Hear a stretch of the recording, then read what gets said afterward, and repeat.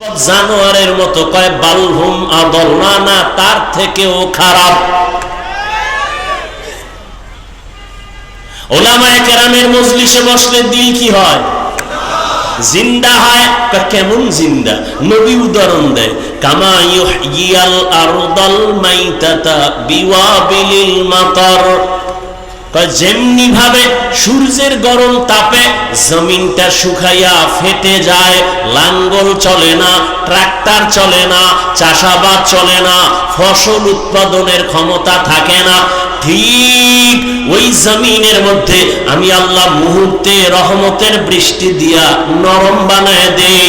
যেই জমিন এতক্ষণ একটু আগে লাঙ্গল চলে নাই, চাষাবাদ চলে নাই, ফসল হয় নাই, বৃষ্টির পানি পায় জমিন পুরা তাজা হয়ে গেছে, এখন ফসল উৎপাদন হয়, এখন চাষাবাদ চলে, লাঙ্গল চলে, ট্রাক্টর চলে। ওরে আল্লাহর গোলাম, আমি তোরে দুনিয়ায় তো একটা সুন্দর পবিত্র অবস্থায় তোমার দুনিয়ায় পাঠাইছিলাম, এখন তুমি গুনাহ করে করে হাতের গুনাহ, চোখের গুনাহ, কানের গুনাহ, অন্তরের গুনাহ, গীবত শিকায়াতের গুনাহ, মিথ্যা কথার গুনাহ, অন্যের হক নষ্ট করার গুনাহ, জুলুম করার গুনাহ, মা বাবার সাথে বেয়াদবির গুনাহ, ওলামায়ে কেরামের সাথে বেয়াদবির গুনাহ। এই গুনাহ করে করে তোমার কলবটা ওই সূর্যের তাপের মতো মাটি যেরকম ফেটে যায়, তোমার অন্তরটা ভেঙ্গে ভেঙ্গে টুকরা টুকরা হয়ে গেছে। এখন নামাজের ফসল উৎপাদন হয় না, রোজার ফসল উৎপাদন হয় না, জিকিরের ফসল কলব গ্রহণ করতে চায় না, জিকির গ্রহণ করতে চায় না, পাগড়ি নামের ফসল তোমার অন্তর কবুল করতে চায় না, মেসওয়াকের আমল তোমার অন্তর কবুল করতে চায় না। আখিরাতের চাষাবাদের জন্য কলব এখন দুর্বল। তাই আলেমদের মজলিসে যদি অন্তরকে দুর্বল করে বসো, আমি আল্লাহ কুদরতে রহমতের বৃষ্টি যখন বর্ষণ করব, সিনার মধ্যে গিয়া ধাক্কা লাগতে থাকবে, ধাক্কা লাগতে থাকবে, ধাক্কা লাগতে থাকবে। একজনের সিনায় যখন রহমত আসবে, ওখান থেকে আরেকজনের সিনায় লাগবে, আরেকজনের সিনায় লাগবে, লাগতে লাগতে লাগতে লাগতে অন্তরটা কেমন যেন তাজা তাজা। একবার এতক্ষণ প্যান্ডেলে ঢুকার আগে ছেলের চিন্তা, মেয়ের চিন্তা, বাড়ির চিন্তা, গাড়ির চিন্তা, ক্ষমতার চেয়ার গেল কই, টাকা গেল কই, বাড়ি গেল কই, কিন্তু এখানে আসার পরে কেমন যেন ছেলে মেয়ের চিন্তা নাই, বাড়ির চিন্তা নাই, ঘরের চিন্তা নাই। এখন আর এক চিন্তা ঢুকছে, আমারে কে দুনিয়ায় পাঠাইছে, আমার এত সুন্দর কণ্ঠ কে দিয়েছেন, আমারে টাকার মালিক কে বানাইলেন, আমাকে সুন্দর সম্মানের জায়গায় কে বসাইলেন, কে আমাকে এত সুন্দর চেহারা দান করলেন, এমন সুন্দর আসমান কে বানাইলেন, এমন সুন্দর দুটো চোখ কে বানাইলেন, এমন সুন্দর দুটো হাত কে বানাইলেন। তারে খুঁজতেছে, অন্তরে পাগল হয়ে গেছে, সে কে, সে কে, খুঁজতে খুঁজতে খুঁজতে খুঁজতে একটা তামান্না অন্তরে তৈরি হয়ে গেছে। এইবার এমন পাগলামি শুরু করছে, আমার মাওলারে তো আমি না নিয়ে আর যাব না, আমার ছেলে আজ আছে কাল থাকবে না, আমার মা আছে থাকবে না, ভাই আছে থাকবে না, কই বিল্ডিং ওয়ালা পড়ে আছে, বিল্ডিং ওয়ালা পালায়া গেছে, টাকাওয়ালার টাকা পড়ে আছে, টাকাওয়ালা পালায়া গেছে, তাহলে টাকা থাকবে না, বাড়ি থাকবে না, গাড়ি থাকবে না, এক সময় তো আমার একা হয়ে যেতে হবে। ওই সময় তো চিন্তা করে দেখলাম, ওই সময় আমার আপন কেউ নাই, আমার ডানে মাটি, বামে মাটি, সামনে মাটি, পেছনে মাটি, অন্ধকার অন্ধকার। ওই সময় আমি দেখলাম একজন আমার আপন, তিনি একমাত্র আমার মালিক, আমার আল্লাহ রব্বুল আলামিন। আমার আল্লাহর মোহাব্বত অন্তরে জমা হয়ে গেছে। ও আল্লাহর বান্দা, যে টাকার পাগল যে টাকার পেছনে দৌড়ায়, যে ক্ষমতার পাগল সে ক্ষমতার পেছনে দৌড়ায়, যে নারীর পাগল সে নারীর পেছনে দৌড়ায়, যে গাড়ির পাগল সে গাড়ির পেছনে দৌড়ায়, আর যারা আমার মালিকের পাগল, ওই মাওলার পাগলগুলো খালি তালাশ করে আমার মালিক, আমার মালিক। আমি বাড়ি পাইছি, গাড়ি পাইছি, টাকা পাইছি, কিন্তু আমার মালিকের তো আমি পাই পাইলাম না, আমার মালিকের আমি কোথায় পাই? আমি যে টাকা নিয়ে পাগলামি করি, এই টাকা তো আমারে চায় না। আমি যে ক্ষমতার পিছনে জীবন কাটাই, সে ক্ষমতা তো আমারে চায় না। আমি যে স্ত্রীর জন্য জীবন দিতেছি, সেই স্ত্রী তো আমার জন্য জীবন দিবে না। দিবে? দিবে না। আমি যে সন্তানের পেছনে রক্ত ক্ষয় করতেছি, ঘাম ছুটায় কামাই করি, সন্তান তো আমার জন্য কিছু দিবে না। স্বার্থে আঘাত লাগলে সব চলে যাবে। কিন্তু চিন্তা করে দেখলাম, একদিন আমাকে আমার মা ছেড়ে দিবে, বাবা ছেড়ে দিবে, ভাই ছেড়ে দিবে, সন্তান ছেড়ে দিবে। আমাকে সবাই ছাড়িয়া ওই বাঁশবাগানে রাখবে, কিন্তু আমার মাওলা যিনি আমার আসল মালিক, সে আমাকে দূরে ঠেলে দিবেন না। আজকে তো দেখি স্বার্থে আঘাত লাগলে মা আমাকে ভালো জানে না, ভাই আমাকে ভালো জানে না, বন্ধু আমাকে ভালো মনে করে না। আল্লাহ, আমি তোর কেমন আদরের মোহাব্বতের মালিক। তুই জীবনে আমার দেওয়া পানি পান করলি বিনা টাকায়, আমার দেওয়া সূর্যের আলো ভোগ করলি ফ্রি, আমার দেওয়া গাছের ফল খাইলি ফ্রি। আমি একটা টাকাও বিল চাই না, বিল নেই নাই। ও বান্দা, আমি আল্লাহর সব নেয়ামত খাইয়া একবারও তুই মসজিদে হাজিরা দিলি না, জিকিরের মজলিসে বসলি না, আমি আল্লাহকে আল্লাহ বলে ডাক দিলি না। আমি আল্লাহ রাগ কইরা তোর পানি বন্ধ করি নাই, খানাও বন্ধ করি নাই। আমি আল্লাহ তোর জন্য চলার রাস্তা বন্ধ করি নাই। তোর গুনার কারণে আমি জানি তুই কোন দিন কোথায় কয়টা অন্যায় করেছ। অন্ধকারে মোবাইল নিয়ে গুনাহ করেছো, আমি আল্লাহ সব তাকাইয়া তাকাইয়া দেখেছি। তুই চোখের দ্বারা কয়টা গুনাহ করেছো, হাতের দ্বারা কয়টা গুনাহ করেছো, কেউ জানে না। দরজা জানালা বন্ধ, আমার রহমতের দরজা তো বন্ধ নাই। আমি আল্লাহ রাগ করে পানিও বন্ধ করি নাই, সম্মানের চেয়ার থেকেও ফালাইয়া দেই নাই, বরং আমি এত মায়া নিয়ে তোরে ডাকছি, আয় আয় আয়। আমার রহমতের দরজা ছাড়িয়া তুই কোথায় যাও?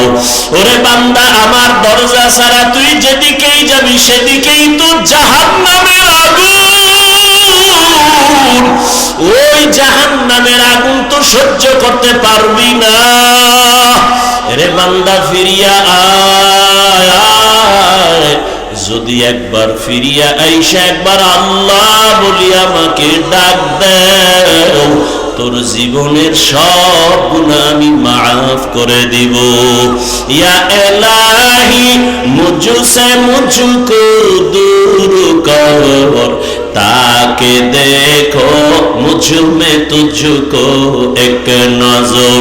या इलाही तू मेरा माबूद है, या इलाही तू मेरा माशूक है। আল্লাহ পাক চান না তার আদরের কোন গোলাম জাহান্নামে যাবে।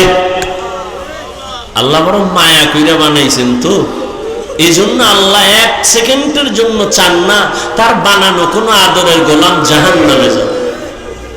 এলাকায় একজন আল্লাহর ওলি আসছেন, মানুষ দোয়ার জন্য লাইন দিছে।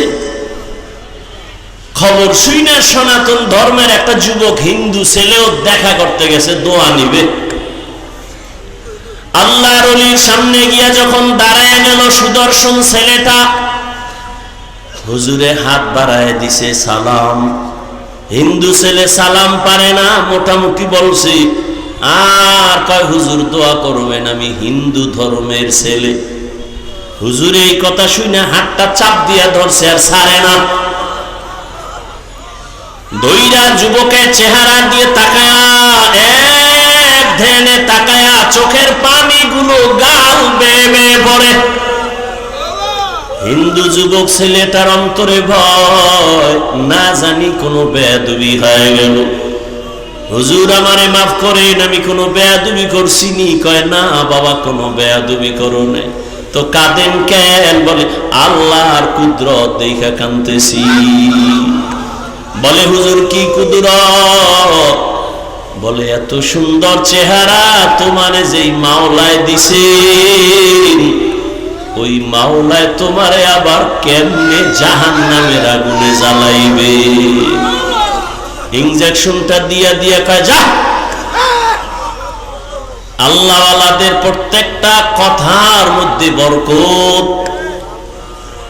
এক ইনজেকশন দিয়া দিছে যা, এবার বাড়ি যা। কিন্তু যুবকের অন্তরের মধ্যে ধাক্কা লাইগা গেছে, কইল কি আমারে হুজুরে। বাড়ি যাইয়া একা একা চিন্তা করতে করতে পাগলের মতো, আসলেই তো আরে জাহান্নাম কেন, আমি মরার পরে তো আমারে কবরে যাওয়ার আগেই তো আগুন লাগাবে না, এত সুন্দর চেহারা আমি আগুনে জ্বালাইতে চাই না। একটা দৌড় মারিয়া আবার আল্লাহওয়ালার দরবারে গিয়া হাজির। আল্লাহর ওলি কয় হুজুর দয়া করে আমারে মাফ করে দেন, আর আমারে তওবা পড়ায়া দেন, কালেমার রশি আমার গলায় লাগায়া দেন। আমি আর জাহান্নামের পথে এক সেকেন্ডের জন্য চলতে চাই না। আরে আমি তো মরলেই দুনিয়াতে আমার মুখে আগুন দিয়া দিবে, আমি দুনিয়ার আগুনও চাই না, জাহান্নামের আগুনও জ্বলতে চাই না। হুজুর আমাকে তওবা পড়ায়া কালেমাওয়ালা মুসলমান বানায়া দেয়। উলামায়ে আহলে হকের মজলিসে বসার দ্বারা মানুষের মরা দিল জিন্দা হয়ে যায়। এই জন্যই তো বলি, যারা বলে আমরা ওলিয়া উলিয়া মানি না, উলামায়ে কেরাম চাই না, ওরা বাতিল, ওরা ধোঁকাবাজ, ওদের দুনিয়াও বরবাদ আখিরাতও বরবাদ। এই যারা দুনিয়া দুনিয়া জিকির করে, আল্লাহর জাত ও সিফাতের কসম, যারা নামাজে দাঁড়াইয়াও দুনিয়া, দোকান, সক্ষমতা, এই সেই, আমি তো হিসাব পরিপূর্ণ করে দেখছি, ওরা দুনিয়াও পায় না আখিরাতও না। দুনিয়া দুনিয়া দুনিয়া কইরা কইরা পালাইছে, জুতা নেওয়ার টাইম নেই, পাইছে দুনিয়া। তো এই ক্ষমতার লাভ কি যে পলাইতে হবে? এই ক্ষমতার পিছনে দৌড়ায় লাভ কি যে ফুলের মালার ভরে জুতার মালা? এই 10তলা বিল্ডিং এর বাহাদুরি করে লাভ কি যে বিল্ডিং এ ঘুমানের কপাল হবে না? ওই কোটি কোটি টাকা ব্যাংকে রেখে লাভ কি যে টাকা আমি ভোগ করতে পারবো না? তাহলে দুনিয়া দুনিয়া কইরা না পাইলো দুনিয়া, না পাইলো আখিরাত। আর যারা আখিরাত আখিরাত করে, এরা ইনশাআল্লাহ আখিরাত তো পাবেই, দুনিয়ায় যা পাবে বোনাস। আমরা আখিরাত আখিরাত কইরা চলতে গিয়া কি না খাইয়া মইরা গেছি? মহামারী করোনায় চাকরি নাই, ব্যবসা নাই, দোকান বন্ধ, চাকরি বন্ধ, ট্রেন বন্ধ, ব্যবসা বন্ধ, ফ্যাক্টরি বন্ধ, সব স্কুল কলেজগুলো বন্ধ। কিন্তু খবর নিছেন নি, কোরআনের একটা মাদ্রাসাও বন্ধ হয় নাই। বন্ধ হইছে? কোন হুজুর কি না খাইয়া ঢাকার শহরে ভিক্ষা করেছে? কষ্টে যদিও জীবন কাটাইছে, কিন্তু গভীর রজনীতে আমার মাওলার সাথে কথা বলছে। অতিও গভীর হয় রজনী যখন, নীরবে প্রভুর নাম জপিও তখন। প্রভুর করুণা যদি পাইবারে চাও, গভীর রাতে উঠে প্রভুর গুণগান গাও। আমার আল্লাহ চান না কেউ জাহান্নামে যাবে, এক সেকেন্ডের জন্য চান না। কিন্তু এটাও সত্য, কোন মুমিন ছাড়া কোন বেঈমান জান্নাতে যাবে না। আল্লাহ কাউকে জাহান্নামে দিতে চান না, এই জন্যই তো সবার নামে জান্নাতে বাড়ি লেখা আছে। দ্বিতীয়ত তওবার দরজা খোলা। কেন কয় তুই জীবন ভর গুনাহ করছো, 50 বছর লাগাইয়া গুনাহ করে করে পাহাড় বানাইছো, আর আমার কাছে যদি একবার বলো মাফ করে দাও, তোর 50 বছরের জীবনের সব গুনাহ এক সেকেন্ডে মাফ করে দেব। তবে আমার কাছে মাপ চাওয়া লাগবে। ইয়া আইয়ুহাল্লাযীনা আমানুস্তাঈনু বিস-সাবরি ওয়াস-সালাহ। আল্লাহ বলেন, হে মুমিন, সাহায্য কামনা কর দুই জিনিসের মাধ্যমে, ধৈর্য আর নামাজ। কেন?